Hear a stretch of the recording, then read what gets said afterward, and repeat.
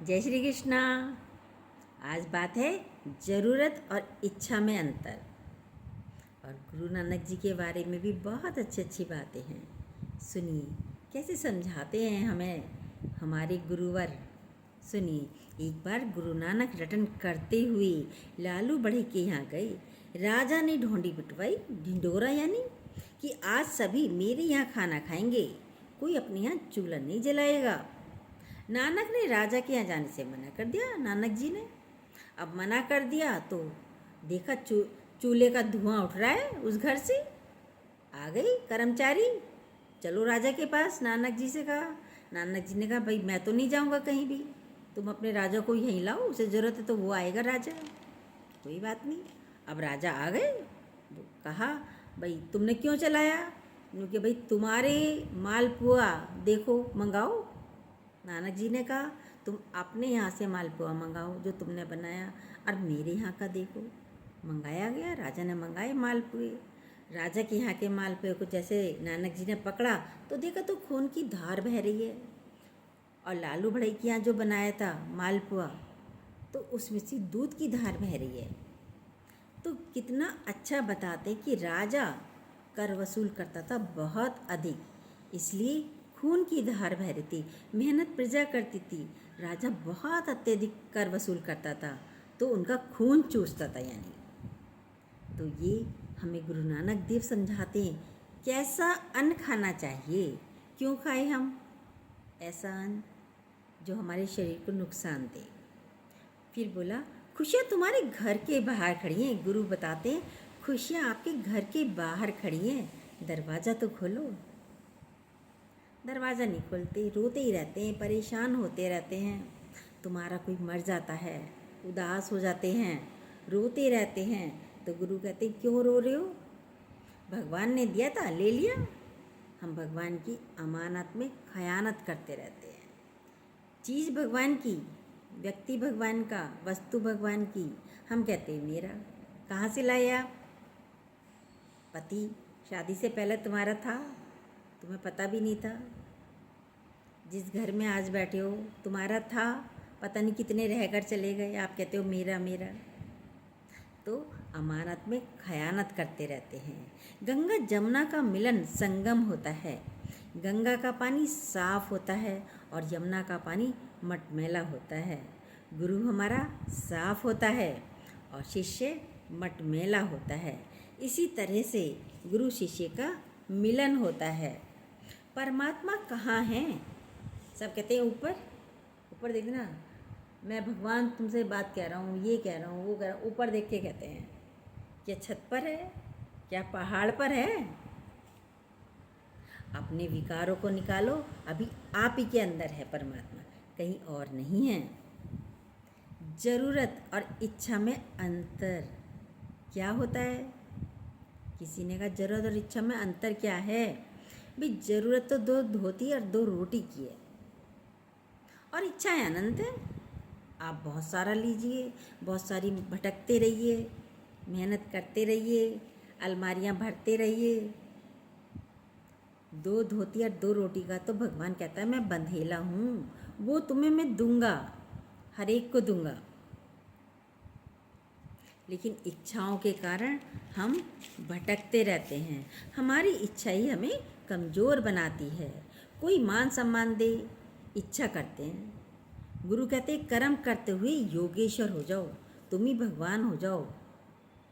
कर्म करते हुए भगवान ही करता है, भगवान ही करता है तो योगेश्वर बन गए। निरासक्त काम करने की मनाही नहीं है। भलाई के लिए शराब के ठेके पर बैठे हो।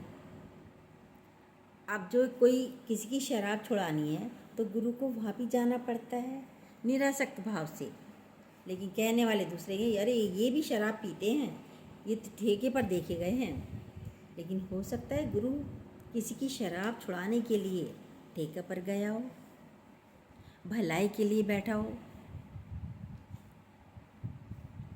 बोझ बनकर काम करते हो तो घर वाले भी दुखी हो जाते हैं। यदि किसी काम को बोझ बनकर कर रहे हो तो सब दुखी हो जाते हैं।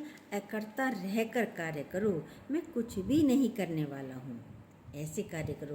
और आप करने वाले भी नहीं हो, सब भगवान करता है। सब में सम रहो, सुख दुख द्वंद्वी जोड़े, सुख दुख में भी समान रहो। कैसे रहना है?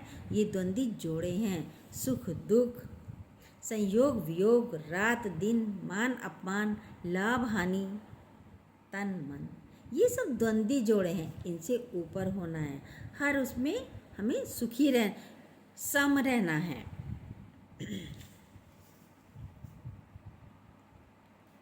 जब तक शोकेश में है सामान, थान, कोई कपड़ा अब हमने ये पहन रखा, जब तक शोकेस में है तब तक साफ सुथरा है, तब तक साफ है। जैसे ही बच्चा जब गर्भ में है वो भी ऐसे ही साफ सुथरा है। जैसे थान शोकेस में, शोरूम में रखा हुआ साफ सुथरा है, किसी ने पहना नहीं सूट, साफ है। ऐसे ही गर्भ में बच्चा भी बिल्कुल साफ पवित्र है। लेकिन जैसे ही बाहर आता है गंदगी आनी शुरू हो जाती है। मैं तेरी मम्मी, मैं तेरा पापा, मैं तेरा चाचा, मैं तेरी नानी नाना, और थोड़े सा बड़ा होते होते ये मेरी मम्मी की चप्पल, ये मेरी मम्मी की साड़ी, ये मेरे मम्मी के कपड़े, मेरा तेरा तेरा मेरा, ये शुरू हो जाता है। बाहर आने के बाद जो है, एक तोता तोती थे। एक तोता तोती का किस्सा गुरुजी बताते हैं। एक तोता होता है तो वो गाली देता था, बहुत गाली देता था। कोई भी आए सबको गाली देता था। एक दिन एक साधु आया, तोते ने उन्हें भी गाली दे दी। साधु ने कहा, मेरे यहाँ एक तोती है, वो सबसे राम राम कहती है। साधु के यहाँ जो तोती थी वो राम राम कहती थी, लेकिन जो तोता व्यक्ति के यहाँ था वो गाली ही दे के बोलता था। अब साधु आओ, कोई भी आओ, तो साधु ने कहा, संत ने कहा, मेरे यहाँ एक तोती है, वो राम राम कहती है, तो तुम उसके साथ इसे छोड़ दो तो ये भी सीख जाएगा राम राम कहना। अब उसके साथ तोते को रख दिया गया।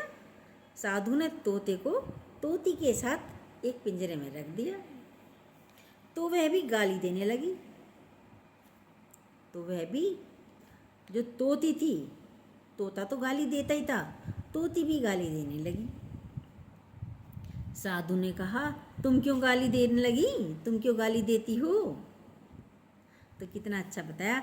तोती ने कहा, जिसके लिए मैं राम राम करती थी वह तो मुझे मिल गया, जिसके लिए मैं राम राम का नाम जपती थी वह तो मुझे मिल गया, मैं अब क्यों राम राम करूं?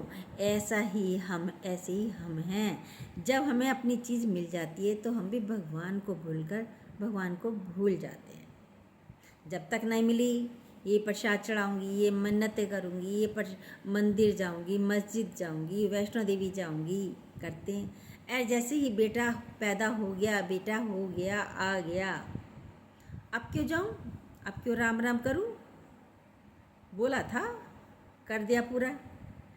तो संग का रंग भी ऐसे चढ़ जाता है, तो वो भी गाली देने लगी।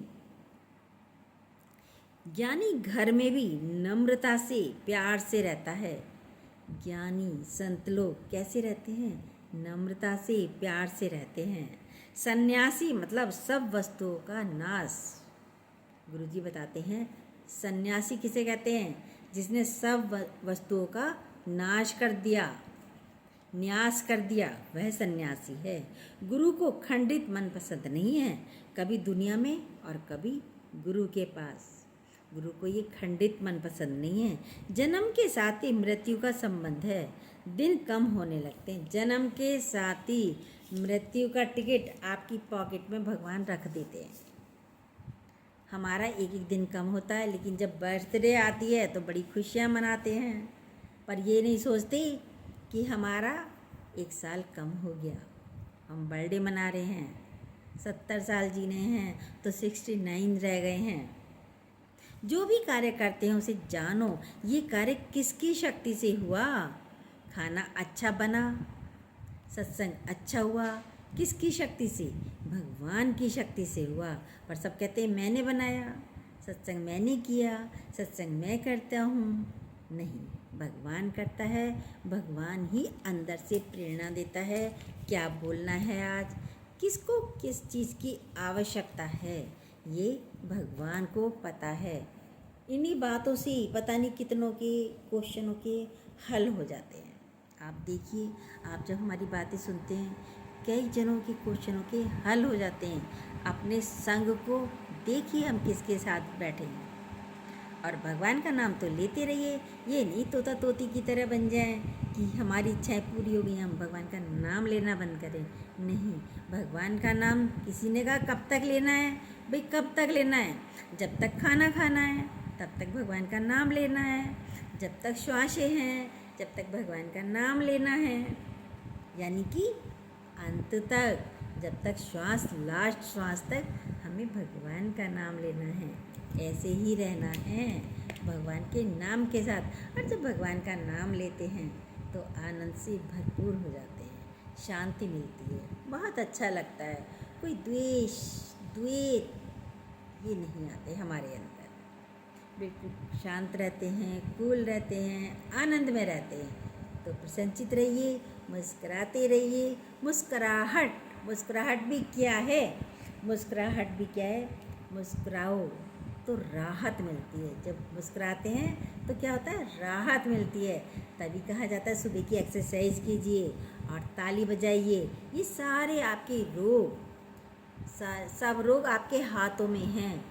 इन्हें पॉइंटों को दबाइए दोनों हाथों के और ताली ज़ोर ज़ोर से बजाइए। कहते हैं जो ताली बजाते हैं, आपने देखा होगा, जो हिजड़े होते हैं वो कभी बीमार क्यों नहीं पड़ते? बताइए, नहीं पड़ते ना बीमार। हमने तो हॉस्पिटलों में देखा ही नहीं उन्हें हॉस्पिटलाइज्ड होते भी कभी भी।